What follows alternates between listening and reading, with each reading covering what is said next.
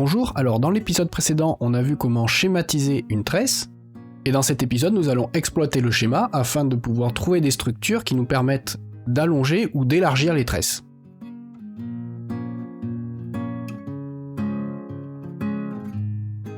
Commençons avec quelques définitions afin que nous partagions le même vocabulaire.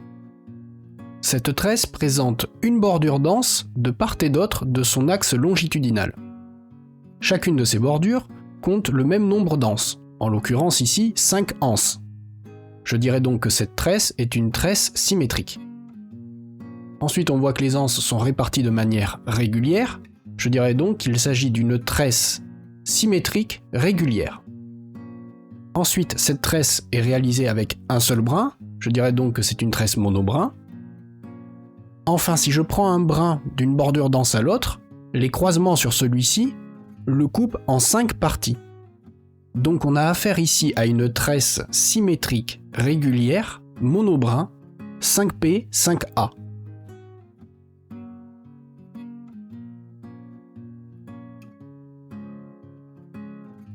Dans le reste de l'épisode, on ne verra que des tresses symétriques régulières monobrin à une seule bordure dense de chaque côté de l'axe longitudinal. Donc je vais abréger et je les désignerai uniquement par leur nombre de parties et leur nombre dense. Donc ici, je dirais que c'est une tresse 5P, 5A. Bien, voyons maintenant comment sont structurées ces tresses. Dans un premier temps, nous allons tenter d'allonger la tresse 5P, 5A. L'idée est de repérer une structure périodique que l'on pourrait répéter afin de l'allonger. Partons du départ. On voit que le brin part de la bordure dense du bas pour rejoindre la bordure dense du haut, puis redescend vers la bordure dense du bas, puis remonte avant de faire demi-tour. Et donc, en regardant bien, on voit se dégager une structure périodique. Si je pars d'ici, je vois que mon brin monte jusqu'à la bordure dense du haut, redescend, puis remonte jusqu'au point où il fait demi-tour. Voilà, là j'ai ma structure périodique. Donc voilà, si ce motif-là je le répète, je devrais pouvoir allonger la tresse. Voyons ce que ça donne. Si je compte, je vois qu'on a maintenant 10 anses. On a donc rajouté 5 anses. Si j'ajoute une troisième période, donc une troisième fois le motif, je passe à 15 anses. Donc à chaque fois que j'ajoute une période, je rajoute 5 anses sur la longueur de la tresse. Mais pourquoi 5 anses ? Tout simplement, si je regarde la longueur du motif, je vois qu'il fait 1, 2, 3, 4, 5, 6, 7, 8, 9, 10 unités de longueur. Or, j'ai une anse toutes les 2 unités de longueur. Donc ça veut dire qu'à chaque fois que je rajoute une période, j'allonge la tresse de 10 unités, et donc je vais ajouter 10 divisé par 2, c'est-à-dire 5 anses.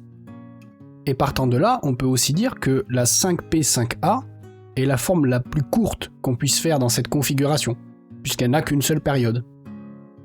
Pour autant, avec 5 parties, on n'est pas obligé d'avoir 5 anses minimum. Ça, c'est la configuration de la 5P, 5A qui est comme ça. Mais on peut changer légèrement la configuration pour réduire un petit peu encore le nombre d'anses. Intéressons-nous aux points de rebroussement, c'est-à-dire les points où le brin fait demi-tour. Donc j'en ai 2 à gauche, 2 à droite, et on voit que ceux-ci sont placés à 2 unités après le changement de bordure dense. C'est-à-dire qu'avec mon motif, j'arrive sur la première bordure dense, j'arrive à la deuxième bordure dense, et 2 unités après, le brin fait demi-tour. Mais on pourrait placer ces 2 points de rebroussement 2 unités avant d'arriver à la bordure dense suivante. En faisant cela, je passe à une tresse qui est 5P 4A, et son motif périodique est aussi modifié. Pour autant, il fait toujours 10 unités de long. Et donc à chaque ajout de période, je vais encore ajouter 5 anses. Ça veut dire que je vais avoir la 5P 4A qui va passer à la 5P 9A. Et ensuite à la 5P 14A, etc. Et c'est tout à fait logique que le motif fasse toujours 10 unités de longueur. Peu importe d'où démarre le motif périodique, je pars de cette ligne horizontale-là, je vais vers une bordure dense, puis vers l'autre, puis je dois revenir sur la même ligne horizontale. Donc je vais parcourir 2 fois la distance qui sépare les 2 bordures denses.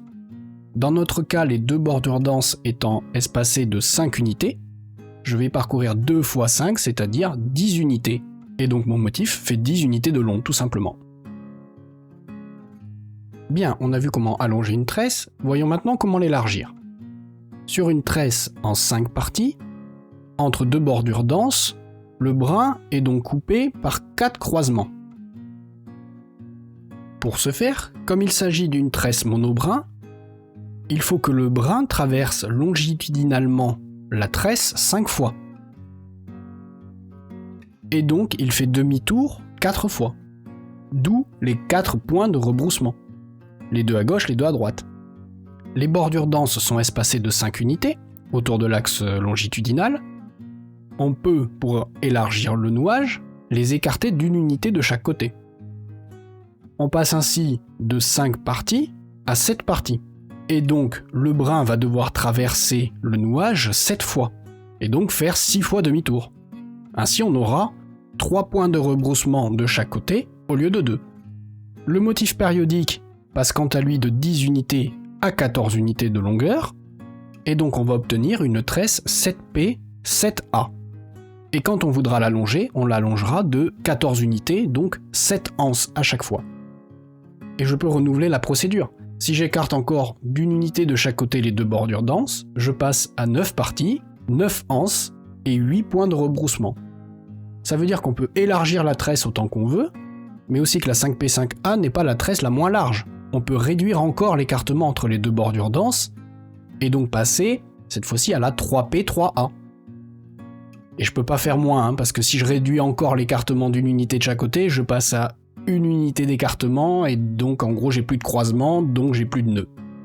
Soit dit en passant, si je fais la même chose avec la 5P4A, que je rapproche encore les deux bordures denses d'une unité de chaque côté, je passe à la 3P2A.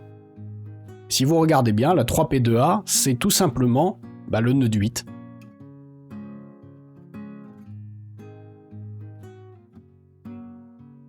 Voilà, on a vu comment allonger et élargir des tresses monobrins.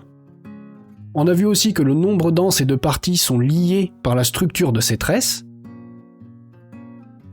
Et dans le prochain épisode, nous verrons comment définir les croisements et surtout comment réaliser ces tresses à partir de leur schéma. À bientôt!